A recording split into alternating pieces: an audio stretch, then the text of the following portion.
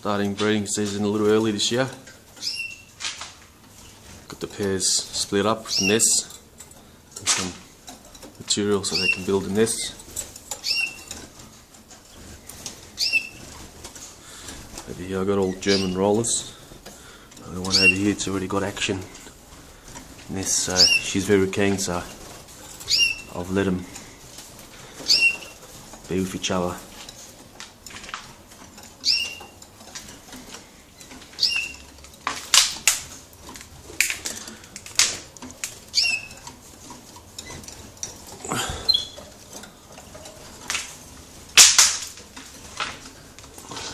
Maybe a flight cage, some spare males and females.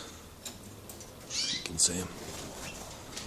That's all for today. Till my next video, which I'll post when I have some eggs.